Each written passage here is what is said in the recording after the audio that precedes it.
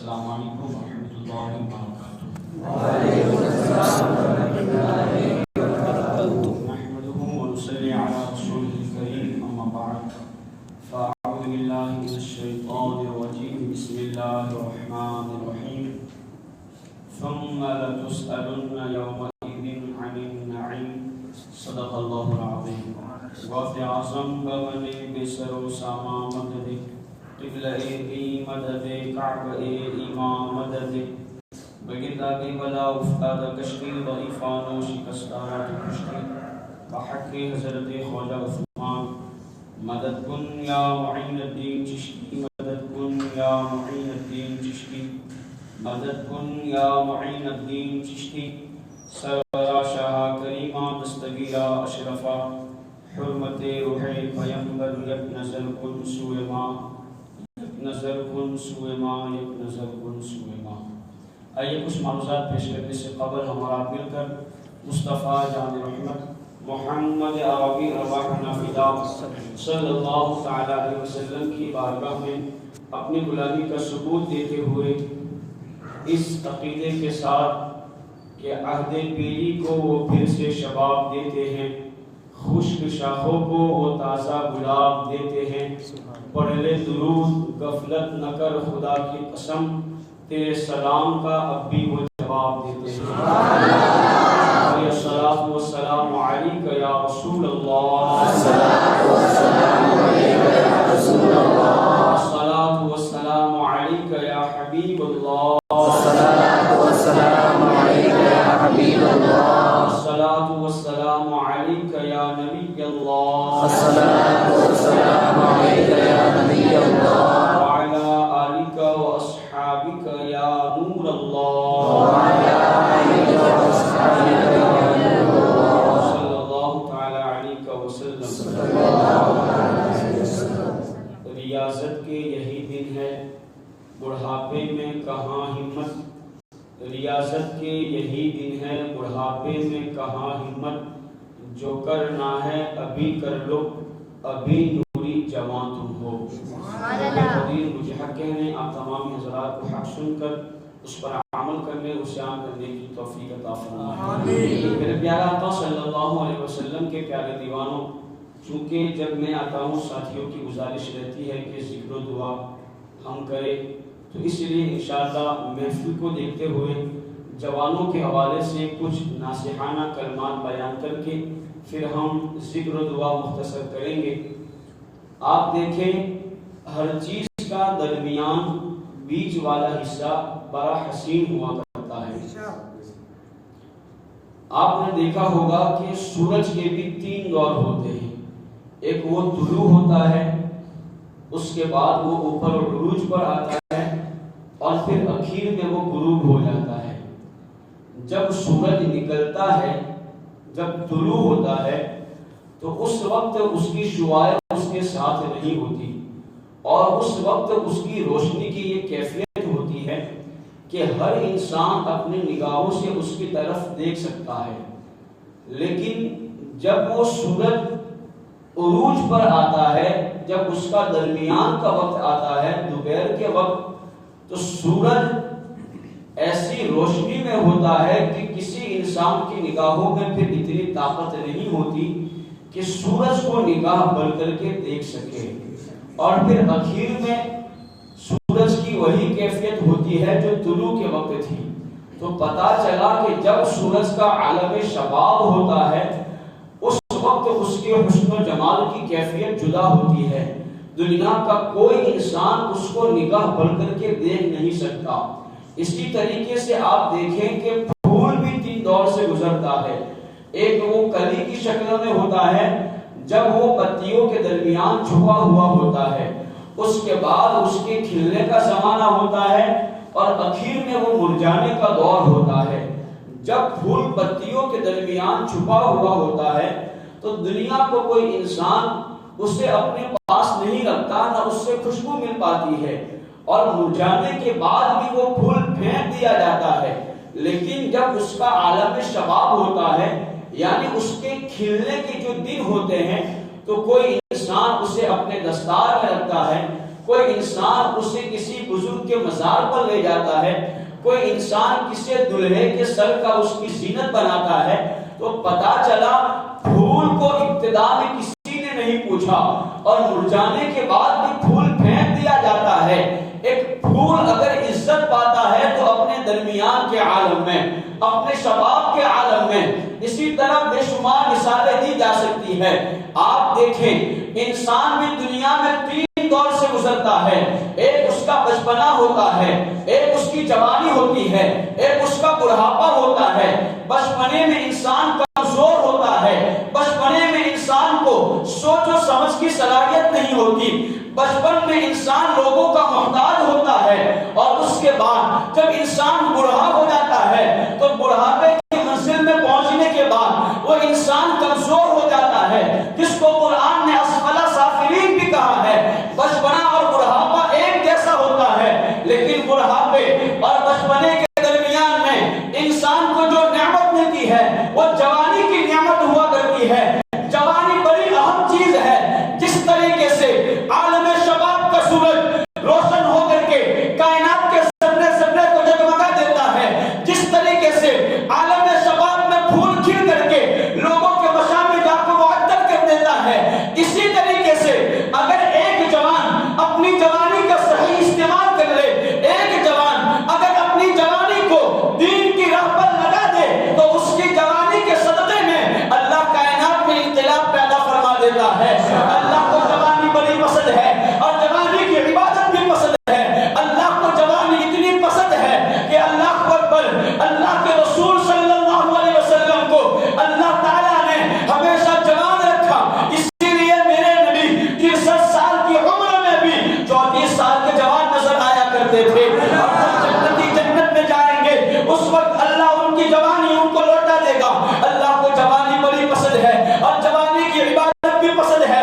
اللہ کے رسول صلی اللہ تعالیٰ علیہ وسلم ارشاد فرماتے ہیں جب کوئی جوان ایک رکعت نماز پڑھتا ہے اللہ تعالیٰ بوڑھوں کی 100 رکعت کے برابر اسے ثواب عطا فرماتا ہے۔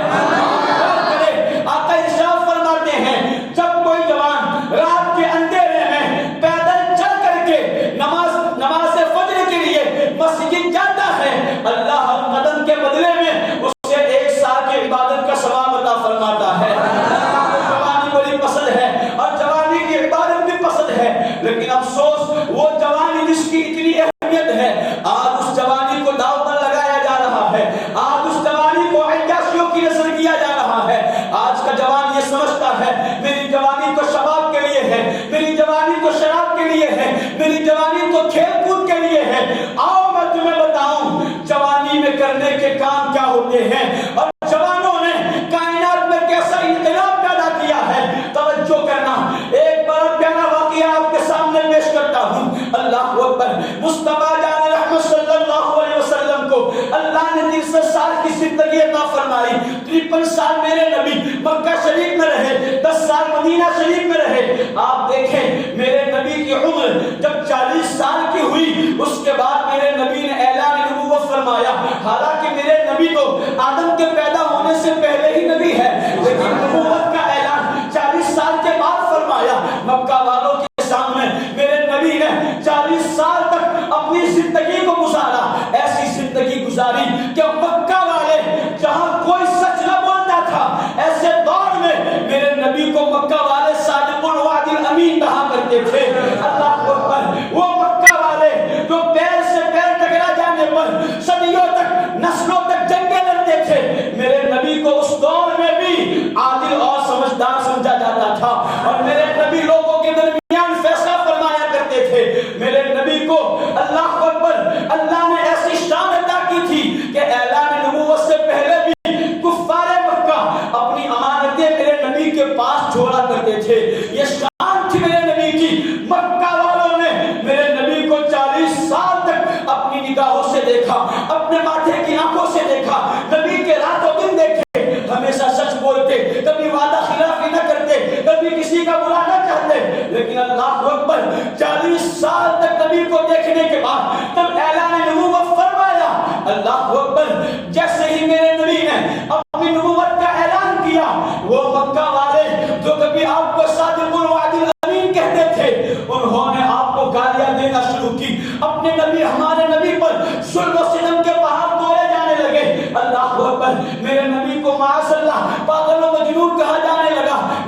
طرح طرح کے تانے دیے جانے لگے، نبی کو ستایا جانے لگا۔ کبھی میرے نبی سجدے میں جا کے پشت پر اونٹ کی ہوجری پھینک دی جاتی، کبھی میرے نبی کے صحابہ کو یوں ستایا گیا، اللہ اکبر، عثمان بن عفان کو کمرے میں بند کر کے دھواں کر دیا گیا جس سے آپ کا دم گھٹنے لگا، حضرت بلال حبشی کو گرم ریت پر لٹا کر کے گھسیٹا جاتا تھا، نبی کے صحابہ کے پیچھے مکہ کے بچوں کو چھوڑ دیا جاتا، خود میرے نبی پر پتھروں کی بارشیں کی جاتی، ایسی تکلیفوں سے میرے نبی کو گزرنا پڑا۔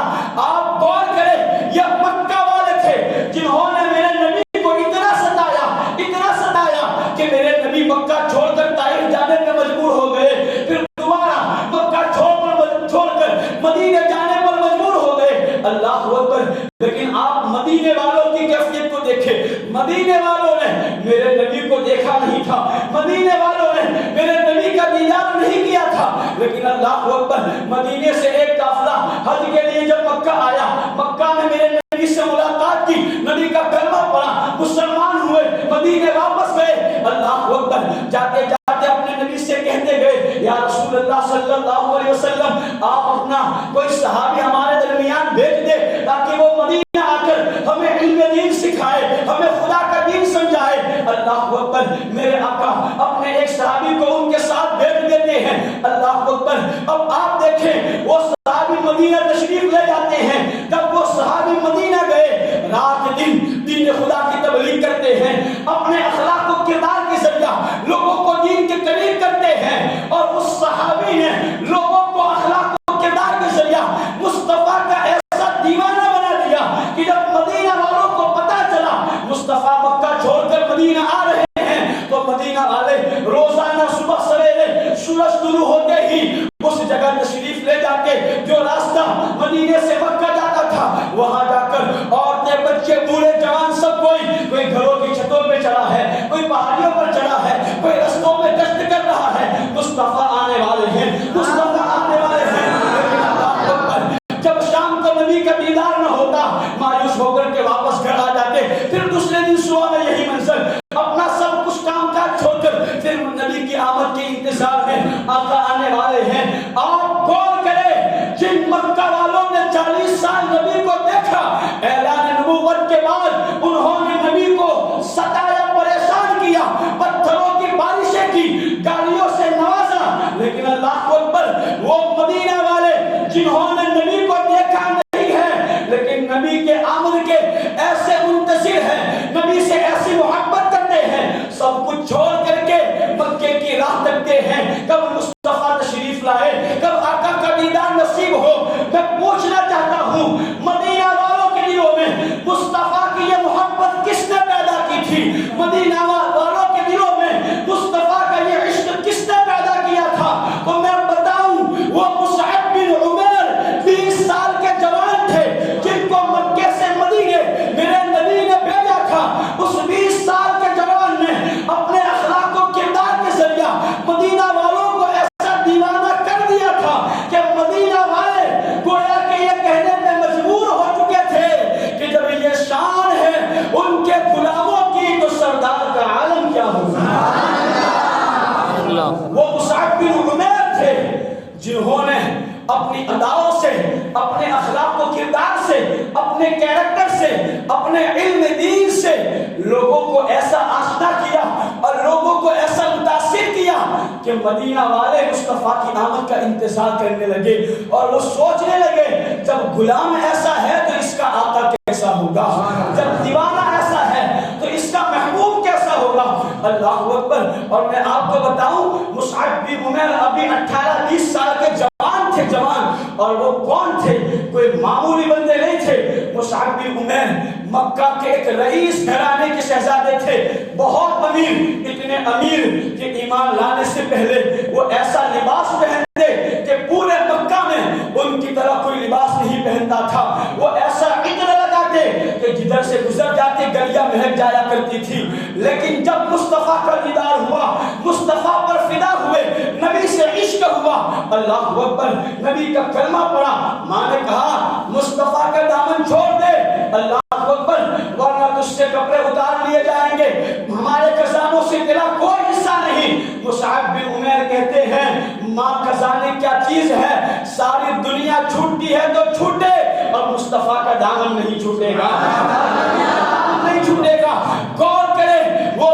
بن عمیر جن جیسا لباس کوئی نہیں پہنتا تھا، نبی کا کلمہ پڑھا، کپڑے اتار لیے گئے، کپڑے لے لیے گئے، وہ مصعب بن عمیر تاج کا لباس اپنے جسم پر اوڑھ کر کے مصطفیٰ کی بارگاہ میں حاضر ہوتے ہیں۔ میرے آقا نے مصعب کو جب اس حالت میں دیکھا، آنسو آ گئے اور صحابہ سے فرمایا، میرے صحابہ دیکھو یہ عمیر کا بیٹا مصعب ہے جس نے میری محبت میں شاہانہ لباس اتار کر ٹاٹ کا لباس پہن لیا ہے۔ اللہ اکبر، یہ شان تھی مصعب بن عمیر کی، ایسے مالدار تھے لیکن نبی سے عشق ہوا، سب چھوڑ دیا، مدینہ آئے اور مدینہ آ کر کے ایسا کیریکٹر لوگوں کے سامنے پیش کیا کہ لوگ مصطفیٰ کو بن دیکھے دیوانے بن گئے۔ یہ کون تھا؟ یہ امت مصطفیٰ کا ایک 20 یا 18 سال کا جوان تھا۔ آج بھی اس دنیا کو مصعب بن عمیر کی ضرورت ہے، آج بھی اس دنیا کو مصعب بن عمیر کی جوانی کی ضرورت ہے۔ ہائے افسوس جن کی تاریخ میں مصعب بن عمیر جیسی داستانیں موجود ہیں، آج اس قوم کے جوانوں کو کیا ہو گیا کہ آج اس قوم کے جوانوں نے اپنی زندگی کو، اپنی جوانی کو مصطفیٰ کی نسل کرنے کی بجائے فلمی ایکٹروں کی نسل کر دیا ہے، دنیا پرستی کی نسل کر دیا ہے، عیاشیوں کی نسل کر دیا ہے، کھیل کود کی نسل کر دیا ہے۔ آج دیکھا جاتا ہے ہر جوان شراب و شباب میں مبتلا ہے، الا ماشاءاللہ جوانوں کی کیفیت یہ ہے، کیا بتایا جائے؟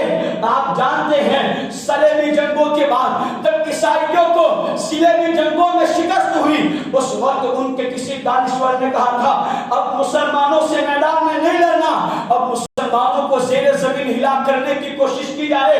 اس وقت ان کے کسی دانشور نے کہا کہ شراب کا ایک پیالہ اور شباب پر، حسن پر ایک نگاہ مسلم نوجوانوں کو اتنا ہلاک کرتی ہے جتنا کہ 1000 توپوں سے بھی نہیں کیا جا سکتا۔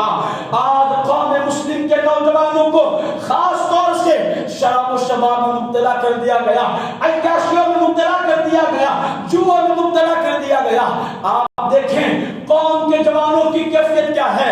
اکثر جگہوں کے یہ حالات ہم نے اپنی آنکھوں سے دیکھے ہیں، خصوصیت کے ساتھ جوا اور شراب، ان دونوں چیزوں کے اندر آج مسلم نوجوان ملوث ہوتا نظر آ رہا ہے۔ غیروں کی دوستیوں نے مسلم جوانوں کو شراب کی نسل کر دیا ہے، شراب کا عادی بنا دیا ہے۔ آپ دیکھتے ہوں گے محلے میں ایسے لوگ ہیں غیروں کی دوستی کے چکر میں وہ لوگ شراب کے عادی بنتے نظر آ رہے ہیں۔ کوئی کافر دوست ہے، اس کے گھر کوئی فنکشن ہے، مسلم دوست اس کے یہاں گیا، کافر کہتا ہے دوستی کے لیے ایک گھونٹ نہیں پی سکتا، اللہ اکبر، دوستی نبھانے کے چکر میں وہ شراب کا ایک گھونٹ کیا پیتا ہے، وہ اپنے ایمان کا جنازہ نکال دیتا ہے، پھر اس کو شراب کی لت لگ جاتی ہے۔ آج معاشرے میں یہ سب کچھ ہو رہا ہے، کتنے افسوس کی بات ہے، مسلم اور شراب پیے لیکن اللہ اکبر آج یہ چیزیں ہو رہی ہے۔ غیروں بدماشوں کی دوستیوں نے مسلمان نوجوانوں کو شراب کا عادی بنا دیا ہے۔ آؤ میں تمہیں بتاؤں یہ شراب کتنی منحوس چیز ہے، اللہ اکبر۔ اس شراب کے حوالے سے میرے آقا مصطفیٰ کریم صلی اللہ علیہ وسلم ارشاد فرماتے ہیں کہ اللہ خود ارشاد فرماتا ہے مجھے میری عزت کی قسم جو دنیا میں شراب پیے گا میں اس کو جہنمیوں کا پیپ پلاؤں گا۔ کتنا سخت عذاب ہے یہ شراب پینا، لیکن آج مسلمان دوستیاں نبھانے کے لیے شراب کے اڈوں پر جا رہے ہیں۔ ایک اور حدیث میں میرے نبی ارشاد فرماتے ہیں میری امت میں ایسے بھی لوگ پیدا ہوں گے کہ جو شراب کو نام بدل بدل کر کے استعمال کریں گے اور بجانے والیاں ان کے سروں پر باجے بجائیں گی۔ ایسے لوگوں کو اللہ زمین میں ڈھسا دے گا اور ان میں سے کچھ لوگوں کے چہروں کو اللہ بندر اور سوروں کی طرح بنا دے گا۔ آج آپ دیکھیں یہ شراب، ہم سمجھ رہے ہیں کہ شراب صرف پینا حرام ہے، شراب کو چھونا بھی حرام ہے۔ کیا آج مسلم نوجوان الکحول ملائی ہوئی وہ کریمیں جس سے بال لال کرواتے ہیں، کبھی سفید کرواتے ہیں، کیا وہ سادی ہوتی ہے؟ اس میں شراب ملا ہوا ہوتا ہے۔ کبھی ہم نے اس پہ غور کیا؟ شراب ملا ہوا ہوتا ہے۔ میں پہلے زلفی رکھتا تھا، میں گیا، میں نے کہا میری زلفیں سیدھی کر دو، کہا مولانا 2 گھنٹے میں کر دوں گا، لیکن آپ کو چلے گا؟ میں نے کہا ایسی کیا کریم؟ کہا مولانا ہر کریم میں اب الکوہول ملایا جاتا ہے، شراب ملائی جاتی ہے، اور ہمارے جوان ایکٹروں کی نقل کرنے میں کبھی سفید بال کروائیں گے، کبھی لال بال کروائیں گے، کبھی یہ کبھی وہ۔ اللہ کی پناہ، یاد رکھنا یہ شراب اتنی منحوس چیز ہے، آقا ارشاد فرماتے ہیں جس کے پیٹ میں شراب کا ایک گھونٹ بھی گیا توبہ کرنے سے پہلے وہ مر گیا تو وہ جہنم میں داخل کر دیا جائے گا، اتنی ناپاک ہے شراب۔ مولا علی تو یہاں تک فرماتے ہیں کہ اگر مجھے پتا چل جائے کہ کسی سمندر میں شراب کا ایک قطرہ گرا اور اس پانی سے اس کے کنارے گھاس اگی، چارہ اگا، میں اس چارے کو اپنے جانوروں کو بھی کھلانا پسند نہیں کرتا ہوں۔ یہ شراب کی نحوست ہے، شراب کی نحوست، لیکن مسلمانوں کو اس میں مبتلا کر دیا گیا ہے۔ اس کے بعد ایک دوسری چیز جس میں کثرت کے ساتھ 99% مسلم نوجوان مبتلا ہے، اور وہ ہے جوا۔ جوئے کے اندر بھی مسلمانوں کو ایسا مبتلا کر دیا گیا کہ اللہ کی پناہ۔ ان لوگوں نے عجیب چالیں چلی، پہلے مغربی انگریزوں نے ہمارے ہاتھوں میں پتے دیے تو ہمیں اپنے نبی کا فرمان یاد آ گیا جوا کھیلنا حرام ہے، اس لیے ہر کوئی پتوں سے نفرت کرنے لگا، پتے پھینک دیے مسلمانوں نے۔ تو انہوں نے ایک نئی چال چلی، موبائل جوانوں کے ہاتھوں میں تھما دیے، اور روزانہ نئی نئی گیمیں وہ لوگ اپلوڈ کر رہے ہیں، لانچ کر رہے ہیں، کبھی تین پتی، کبھی رمی، کبھی لوڈو، نہ جانے کیسی کیسی گیمیں جس پر مسلم نوجوان رات بھر سٹا کھیلتا ہے۔ رات بھر موبائلوں میں گیموں کے ذریعہ مسلم نوجوان جوئے میں مبتلا رہتا ہے اور اس کو احساس بھی نہیں ہوتا۔ ایسی کیفیت ہے، ہم نے دیکھا رات کے 2-2 3-3 بجے تک لائن سے مسلم نوجوان نکڑوں پر بیٹھے رہتے ہیں، ان کی نگاہیں موبائل میں، ان کی انگلیاں موبائل میں چلتی رہتی ہے، وہ ایسے مست ہوتے ہیں ایک دوسرے سے بات نہیں کرتے، وہ اکیلے اکیلے پکے رہتے ہیں اور گیمیں کھیلتے رہتے ہیں، ایسے مشغول ہوتے ہیں۔ آپ ان کے قریب سے گزر کر کے سلام کرو، وہ آپ کے سلام کا جواب بھی نہیں دیں گے، انہیں پتا بھی نہیں چلے گا کہ آپ نے سلام کیا۔ کیفیت یہ ہے، اذانیں ہو رہی ہے لیکن انہیں سنائی نہیں دیتا، نمازیں ہو رہی ہے انہیں مسجد جانے کا احساس نہیں ہوتا۔ یہ شراب، یہ جوا اس قدر مسلمانوں میں عام ہو چکا کہ ان دونوں کی وجہ سے مسلمان مسجدوں سے دور ہو چکا۔ سنو، اس شراب کے حوالے سے اللہ تعالیٰ نے پہلے ہی قرآن میں ارشاد فرما دیا، آج جوانوں کو خاص طور سے ان دونوں کے ذریعہ یوں بھی بہکایا جاتا ہے، کہا جاتا ہے کسی سے عشق کرو، عشق میں دھوکہ ملے، شراب پینے لگو، کیونکہ شراب سے ہر غم دور ہو جاتا ہے، شراب سے ہر ٹینشن دور ہو جاتا ہے، شراب سے انسان مست ہو جاتا ہے۔ اس لیے شراب کا لوگوں کا یوں عادی بنایا گیا۔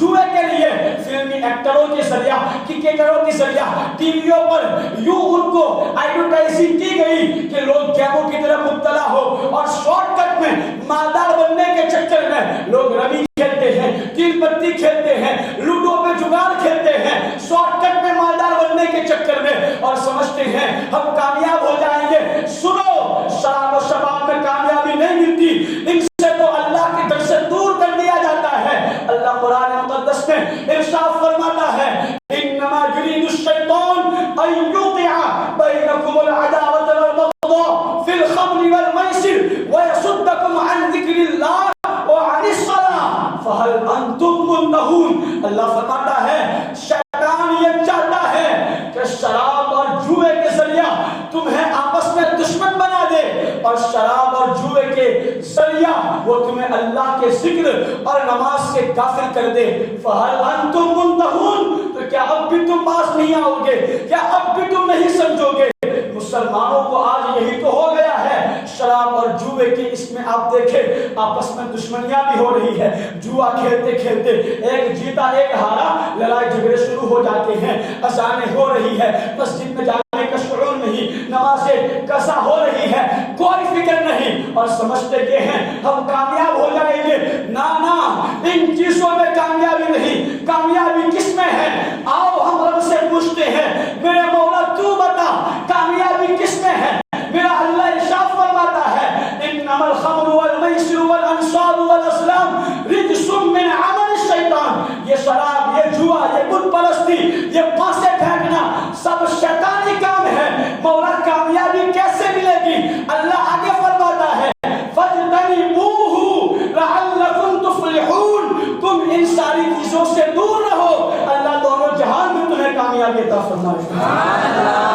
یہ اللہ نے خود قرآن میں ارشاد فرمایا فَاجْتَنِبُوهُ، شراب جوا ان ساری چیزوں سے دور رہو لَعَلَّكُمْ تُفْلِحُونَ، اللہ تمہیں کامیابی عطا فرما دے گا۔ لیکن آج لوگ دنیاوی ایکٹروں کرکٹروں کی باتوں پر تو بھروسہ کر لیتے ہیں، لیکن رب کے وعدے پر کس کو بھروسہ ہے کوئی کرکٹر آ کر ٹی وی پہ بتا گیا کہ رمی کھیلو کروڑ مل جائیں گے، 2 کروڑ مل جائیں گے، کوئی ہیرو آ کر کے بتا گیا کہ یہ کھیلو وہ جوا کھیلو تمہیں اتنا نفع ہو جائے گا، جیت گئے تو تمہاری دنیا سمجھ جائے گی، ان کی باتوں پر یقین کر کے نہ جانے کتنے مسلمان برباد ہو گئے۔ لیکن کاش یہ مسلمان اپنے رب کے وعدے پر یقین کر لیتے تو دنیا میں بھی کامیابی ملتی اور آخرت میں بھی کامیاب ہو جاتے۔ لیکن آج ہم نے یہ وہ سب کچھ بھلا دیا، ہمیں بس شارٹ کٹ میں مالدار بننا ہے اور عیاشیاں کرنی ہے۔ خدا کے لیے ایسا نہ کرو، اپنی جوانی کی اہمیت کو سمجھو۔ جوانی بڑی قیمتی چیز ہے، ایک جوان قوم کا سرمایہ ہوتا ہے، قوم کی تقدیر جوان سے منسوب ہوتی ہے۔ جب کسی قوم کا جوان سدھرتا ہے قوم کی تقدیر سدھر جاتی ہے، اور جب کسی قوم کا جوان بگڑتا ہے قوم کی تقدیر بگڑ جاتی ہے۔ آج مسلمان پستی کا شکار کیوں ہے؟ وجہ یہی ہے کہ ہم نے اپنی جوانی کو صحیح استعمال نہیں کیا، مس یوز کر رہے ہیں۔ پہلے ہم تھوڑے تھے لیکن جوانوں کی جوانی اللہ کی راہ میں جہاد کرنے میں گزرتی تھی، رات میں سجدوں میں رونے اور گریہ وزاری میں گزرتی تھی۔ تھوڑے بھی تھے تو ہزاروں لاکھوں ان کو دیکھ کر کے میدان چھوڑ کر کے بھاگ جاتے تھے۔ آج کروڑوں ہے لیکن جوانی کا کوئی ٹھکانہ نہیں، گناہوں کے دلدل میں ہیں، اس لیے تھوڑے لوگ بھی ہمیں برباد کر کے ٹھوکر مار کر کے چلے جاتے ہیں۔ اپنی جوانی کا مس یوز نہ کرو، صحیح استعمال کرو۔ جوانی اللہ کی بڑی قیمتی چیز ہے، ایسی قیمتی نعمت اللہ قرآن میں ارشاد فرماتا ہے ثم لتسألن یومئذ عن النعیم، قیامت کے دن تم سے ہر نعمت کے بارے میں اللہ پوچھے گا۔ مفسرین اس کی تفسیر میں یوں فرماتے ہیں کہ پہلے نمبر پر اللہ پوچھے گا میں نے تمہیں زندگی عطا کی، تم نے کہاں گزاری، اور دوسرے نمبر پر اللہ پوچھے گا میں نے تمہیں جوانی عطا کی، تم نے اپنی جوانی کے دنوں کو کہاں خرچ کیا ہے۔ یہ اللہ پوچھے گا قیامت میں۔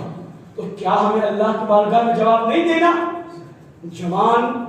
جوان تو ایسا ہوتا ہے جیسے مصعب بن عمیر تھے، جوان کے اعمال سے قوم کے اندر انقلاب پیدا ہوتا ہے، لیکن ہمارے اندر بھی انقلاب پیدا ہوا لیکن ہم بلندیوں سے پستی میں چلے گئے۔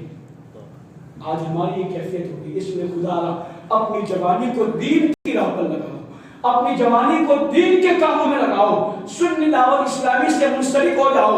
ہمارے ساتھی کام کرتے ہیں، ہمارے سید صاحب باپو عبدالرؤف تشریف لاتے ہیں، نعتیں آپ کو سناتے ہیں، ہمارے شاکر بھائی لوگ دین کے کام کرتے ہیں، سپورٹ کرو ان کا، کچھ نہ کچھ دین کے لیے جوانی میں کر گزرو۔ اگر ہم کچھ کریں گے اللہ تعالیٰ دونوں جہان میں اس کا بدلہ عطا فرمائے گا۔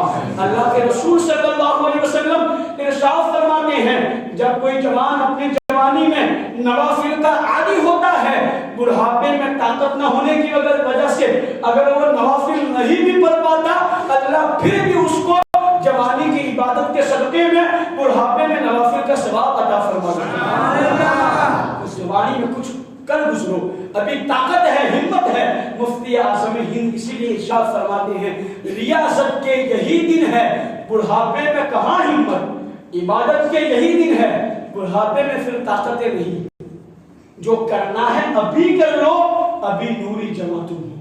ہم لوگ بوڑھوں کو دیکھ کر کے ان کا مذاق اڑاتے ہیں، کوئی ٹیڑھی کمر کر کے چلتا ہے، کوئی کھانس کے چلتا ہے، کسی بوڑھے کا ذہنی توازن بگڑ جاتا ہے تو ہم اس کا مذاق اڑاتے ہیں، پاگل پاگل کہہ کر کے چڑھاتے ہیں۔ خدا کے بندو چڑھاؤ نہیں، ان کا مذاق نہ اڑاؤ، بلکہ ان سے عبرت حاصل کرو۔ سوچو کہ کبھی یہ بھی ہماری طرح تھے، ہماری طرح انہیں بھی اپنی طاقت پہ بڑا ناز تھا، انہیں بھی ہماری طرح اپنے ذہنی قوت پہ بڑا گھمنڈ تھا، لیکن بڑھاپے نے ان کو دبوچ لیا۔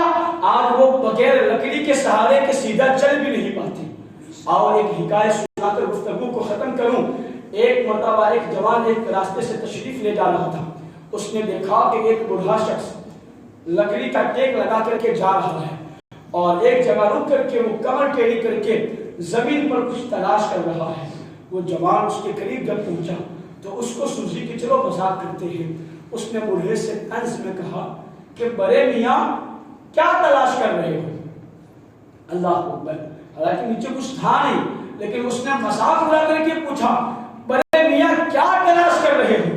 بوڑھے کو غصہ تو آیا، لیکن بیچارہ بوڑھا صبر کر گیا، اور صبر کرنے کے بعد بوڑھے نے جو جواب دیا جوان کا کلیجہ جل گیا۔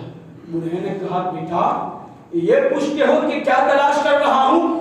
بیٹا میں اپنی جوانی تلاش کر رہا ہوں، مجھے میری جوانی نہیں مل رہی ہے، میں جوانی تلاش کر رہا ہوں۔ اس کے بعد بوڑھے نے اس جوان سے کہا بیٹا کبھی ہم بھی تمہاری طرح جوان ہو دیکھے، لیکن جوانی عیاشیوں میں گزاری، اب بڑھاپے میں ہاتھ ملنے کے سوا اب کچھ نہیں ہے۔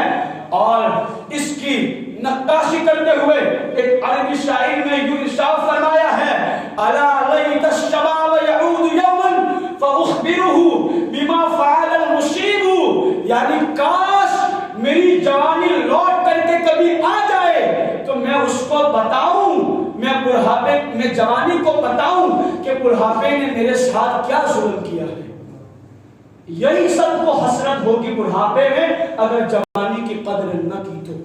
خدا کی قسم کبھی دین کی راہ میں نکل کر کے دیکھو، جوان یہ سمجھتے ہیں کھیل کود عیاشیوں میں گیموں میں ہمیں سکون نصیب ہوگا، نہ گناہ کرتے کرتے لذت ملتی ہے، گناہ ختم ہوا ساری لذت بے چینی میں تبدیل ہو جاتی ہے، پھر لذت نہیں ملتی۔ لیکن کبھی دین کی راہ میں نکلو اور کبھی اللہ کے دین کی دعوت کسی ایک کو بھی دے کر کے جاؤ بستر پر، خدا کی قسم ایسی سکون کی نیند ملے گی گویا تمہیں یوں محسوس ہوگا کہ تم جنت میں سو کر کے آئے ہو۔ کبھی اس کو محسوس کرنا، دین کی راہ میں تھک کر کے کبھی سکون کی نیند سو جایا کرو، کبھی نکلو۔